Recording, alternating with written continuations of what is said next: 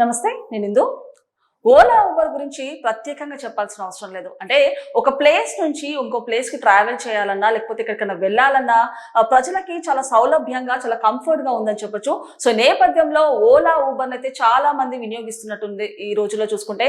So ఈ క్రమంలో చూసుకుంటే అంటే ఓలా ఊబర్ అంటే వేరే ట్యాక్సీలతో కంపేర్ చేస్తే గనక ఓలా ఊబర్ ప్రైసెస్ కానివ్వండి, లేకపోతే ధరలు కానివ్వండి చాలా రీజనబుల్ కూడా ఉంటాయని చెప్పొచ్చు. అంటే ఒక్కొక్కప్పుడు చూసుకుంటే గనక చాలా ఫ్లక్చుయేషన్స్ ఉంటాయి నార్మల్ గా ప్రైసెస్ కి సంబంధించి. అంటే ఒక టైంలో హై ప్రైస్ చూపిస్తుంది, లేకపోతే ఒక్కొక్కసారి లో ప్రైస్ కూడా చూపిస్తుంది. సో ఎప్పుడైతే లో ప్రైస్ ఉంటుందో అది కస్టమర్స్ కి కానివ్వండి, ప్రజలకు కానివ్వండి చాలా comfort and normal price, reasonable price వలన ఒక అడ్వాంటేజ్ అని చెప్పొచ్చు వీళ్ళకి.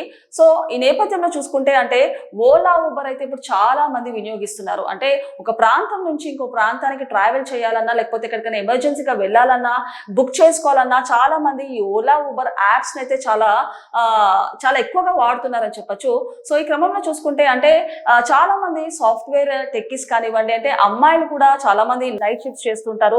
సో అలాంటి వాళ్ళు నైట్ టైం ట్రావెల్ చేస్తూ ఉంటారు. సో వాళ్ళకి కూడా ఓలా ఊబర్ ఒక సెక్యూరిటీ పరంగా కూడా కంఫర్ట్ గా ఉంటుందని చెప్పొచ్చు. అంటే ఓలా ఊబర్ లో చూసుకుంటే కనుక ట్రాకింగ్ ఉంటుంది, అండ్ అలాగే ఎక్కడికైనా మనం ట్రాక్ చేయొచ్చు, ఏ రైడ్ ఎక్కడి నుంచి ఎక్కడికి వెళ్తుందని ట్రాకింగ్ సిస్టమ్ ఫీచర్ అనేది ఉంది. సో దీని వలన ఎవరు కూడా భయపడకుండా, అంటే లేడీస్ ఏ టైం కన్నా కానివ్వండి, టెక్కీస్ కానివ్వండి, సాఫ్ట్వేర్స్ కానివ్వండి, లేకపోతే ఎవరైనా కార్పొరేట్ కి సంబంధించిన వాళ్ళు కానివ్వండి, ట్రావెల్ చేయడానికి చాలా కంఫర్ట్ అండ్ సెక్యూర్డ్ యాప్ అని చెప్పొచ్చు. సో ఈ నేపథ్యంలో చూసుకుంటే ఓలా ఊబర్ ప్రస్తుతం ఉన్న జనరేషన్ లో, ప్రస్తుతం ఉన్న దాంట్లో చాలా ఒక కీలక పాత్ర పోషిస్తుందని చెప్పొచ్చు. అయితే ఈ క్రమంలో చూసుకుంటే ఓలా ఊబర్ కి సంబంధించి ఒక గుడ్ న్యూస్ కూడా ఇచ్చింది ప్రభుత్వం. అంటే ఎక్కడైతే రద్దీ ఉంటుందో అక్కడ రేట్లు పెంచుకోవచ్చు అంటూ కూడా ఒక సౌలభ్యాన్ని అయితే ఇచ్చినట్టు తెలుస్తుంది. సో ఈ నేపథ్యంలో ఓలా ఊబర్ కి సంబంధించి ఒక గుడ్ న్యూస్ అని చెప్పొచ్చు.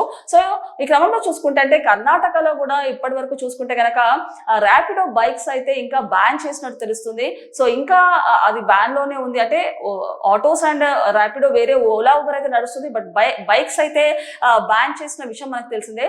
సో ఈ క్రమంలో చూసుకుంటే ఇప్పుడు ఈ ఓలా ఊబర్ కి అంటే ఏదైతే ఎక్కడైతే రద్దీ ఉంటుందో అక్కడ రేట్స్ పెంచుకోవచ్చు అన్న ఎక్కడైతే అది ఇది ఇచ్చారో అప్పుడు ఒక అడ్వాంటేజ్ అండ్ ఒక గుడ్ న్యూస్ అని కూడా చెప్పొచ్చు. సో నేపథ్యంలో అసలు ఓలా ఊబర్ కి సంబంధించి ఎలాంటి గుడ్ న్యూస్ ఇవ్వబోతుంది, అసలు ఏం జరుగుతుందో ఒకసారి పూర్తిగా విశ్లేషించుకుందాం. సో ఇక్కడ మనం చూడొచ్చు, రద్దీ ఉంటే రేట్లు పెంచుకోవచ్చు, క్యాబ్ సంస్థలకు కేంద్రం పచ్చజెండా.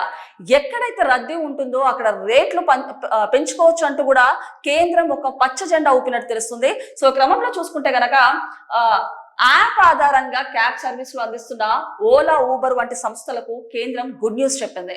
రద్దీ ఉంటే రేట్లు పెంచుకునేలా వెసులుబాటు కల్పించింది. ఈ మేరకు motor vehicle aggregator guide lines కేంద్రం రోడ్డు రవాణా, జాతీయ రహదారులకు మంత్రిత్వ శాఖ జారీ చేసింది. అంటే ఓలా, ఊబర్ల సంస్థలకైతే గుడ్ న్యూస్ చెప్పినట్టు తెలుస్తుంది. ఎక్కడైతే రద్దీ ఉంటుందో అక్కడ రేట్లు పెంచుకోవచ్చు అంటూ కూడా ఒక ఏమంటారు, ఒక అడ్వాంటేజ్, ఒక గుడ్ న్యూస్ కూడా ఇచ్చినట్టు తెలుస్తుంది. అండ్ అలాగే చూసుకుంటే గనక motor vehicle aggregate guide lines కు కేంద్రం రోడ్డు రవాణా, జాతీయ రహదారుల మంత్రిత్వ శాఖ జారీ చేసినట్టు తెలుస్తుంది. అండ్ నెక్స్ట్ చూసుకుంటే గనక కొత్త నిబంధనల ప్రకారం నామమాత్రంగా రద్దీగా ఉన్న సమయాల్లో బేస్ ఛార్జీల్లో సగం ఛార్జీ కింద పెంచుకునేందుకు వీలు కల్పించింది. అలాగే ఒకవేళ రద్దీ విపరీతంగా ఉంటే 200% పెంచుకునేందుకు అనుమతించింది.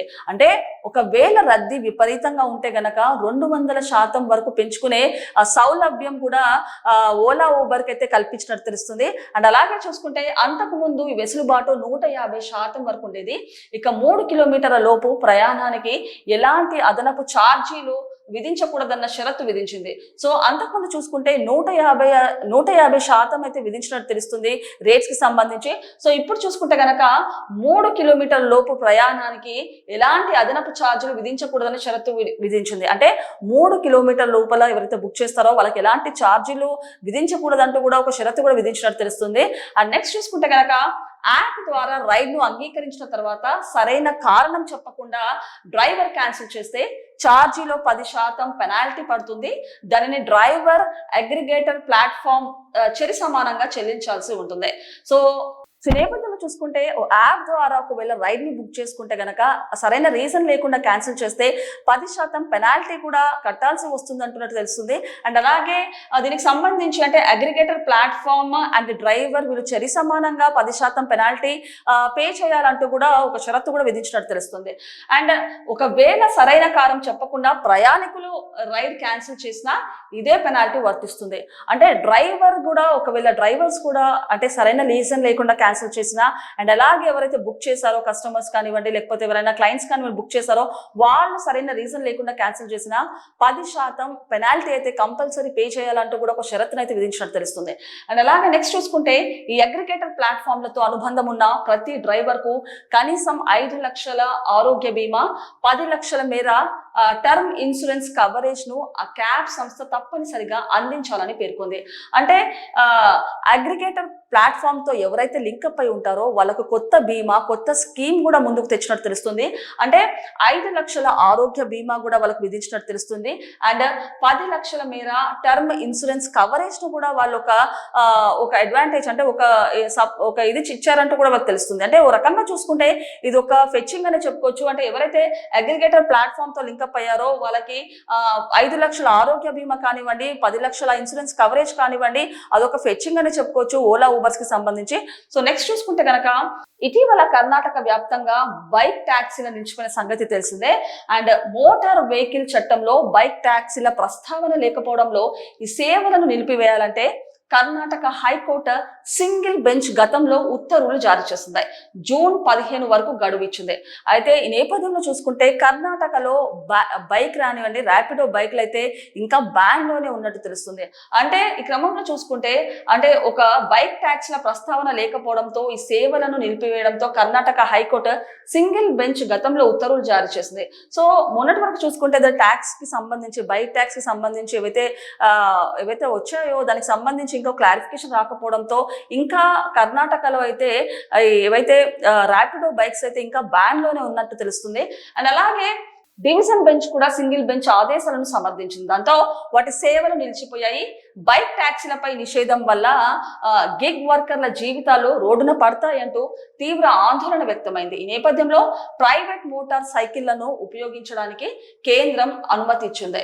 అయితే ఎప్పుడైతే అంటే నార్మల్ గా చూసుకుంటే మనకి బైక్స్ ట్యాక్సీలు కానివ్వండి ర్యాపిడో ఇప్పుడు మనం చూడొచ్చు చాలా చాలా ఎమర్జెన్సీ అని చెప్పొచ్చు. అంటే చాలా ట్రావెల్ చేయడానికి చాలా యూస్ఫుల్ అని చెప్పొచ్చు. సో అలాంటిది కర్ణాటకలో ఒకటేసారి ఏవైతే బైక్స్ బ్యాన్ చేశారో దాని తర్వాత చాలా మందికి చాలా అంటే డిసడ్వాంటేజ్ ఉందని చెప్పొచ్చు. ఎవరైతే ట్రావెల్ చేస్తారో జాబ్స్ పరంగా ఉద్యోగుల పరంగా కానివ్వండి లేకపోతే దేని పరంగా బయటికి వెళ్లాల్సి వస్తుందో చాలా డిసడ్వాంటేజ్ అని చెప్పొచ్చు.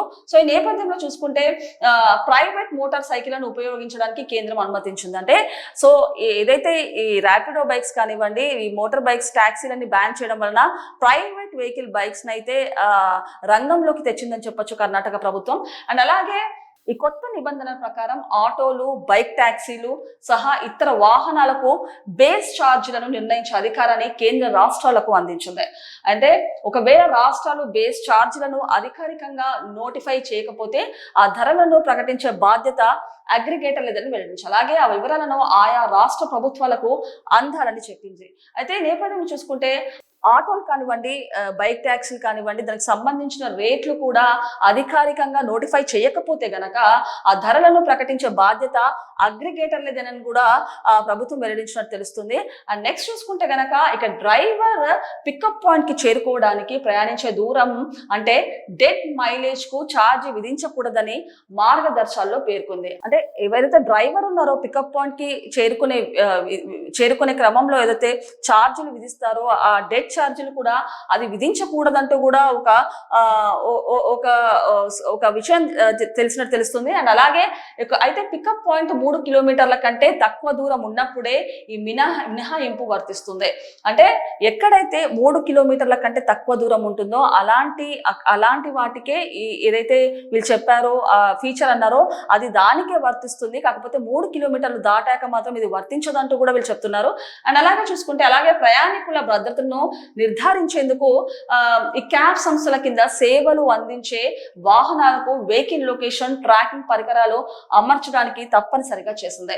అయితే ఏవైతే ఓలా అండ్ ఊబర్ ఉన్నాయో దానికి సెక్యూర్డ్ పరంగా అంటే ఎవరన్నా కానివ్వండి, లేడీస్ కానివ్వండి, లేకపోతే వృద్ధులు కానివ్వండి, ఎవరన్నా ఒక ప్లేస్ నుంచి ఇంకో ప్లేస్ కి ట్రావెల్ చేయడానికి వీళ్ళకి సెక్యూర్ పరంగా కూడా కంపల్సరీ ట్రాకింగ్ అనేది చాలా ఇంపార్టెంట్ అంటూ కూడా చెప్పుకొస్తుంది. సో ఎక్కడైనా దీనికి సంబంధించి ట్రాకింగ్ 100% ఉండాలంటూ కూడా ఒక షరతులు కూడా విధించినట్టు తెలుస్తుంది.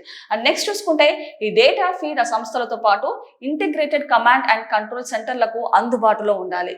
అండ్ దాంతో అత్యవసర పరిస్థితిలో సత్వర స్పందనకు వీలు కలుగుతుందని పేర్కొంది. అంటే ఈ డేటా ఫీడ్ అండ్ సంస్థలో పాటు ఇంటిగ్రేటెడ్ కమాండ్ కంట్రోల్ రూమ్ కి కూడా వీళ్ళు అందుబాటులో ఉండాలంటూ కూడా కొన్ని హెచ్చరికలు కూడా జారీ చేసినట్టు తెలుస్తుంది.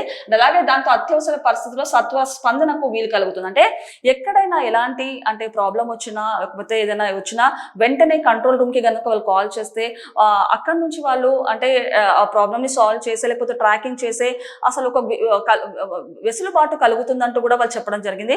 సో ఫైనల్ గా చూసుకుంటే ఓలా ఊబర్ అయితే ఈ రోజుల్లో చాలా యూస్ఫుల్ అని చెప్పొచ్చు చాలా మందికి. సో దాని తర్వాత అంటే ఒక ప్రాంతం నుంచి ఇంకో ప్రాంతానికి వెళ్ళడానికి అండ్ అలాగే సాఫ్ట్వేర్స్ కానివ్వండి, అమ్మాయిలు కానివ్వండి, లేకపోతే వృద్ధులు కూడా ఒక ప్లేస్ నుంచి ఇంకో ప్లేస్ ట్రావెల్ చేయడానికి ఇది ఒక మంచి వెసులుబాటు అని చెప్పొచ్చు. సో క్రమంలో చూసుకుంటే ఇప్పుడున్న జనరేషన్ లో కానివ్వండి, ఇప్పుడు ఉన్న బయట మార్కెట్ లో కూడా ఓలా ఊబర్ అయితే చాలా కీలకంగా మారిందని చెప్పొచ్చు ఈ క్రమంలో. సో ఇప్పుడు ఏదైతే ఓలా ఊబర్ కి ఏదైతే ఒక గుడ్ న్యూస్ చెప్పారో అంటే ఎక్కడైతే క్రౌడ్ ఉంటుందో ఎక్కడైతే ఇది ఉంటుందో అక్కడ ధరలు పెంచుకోవచ్చు అంటూ కూడా వాళ్ళ సౌలభ్యం కల్పించినట్టు తెలుస్తుంది.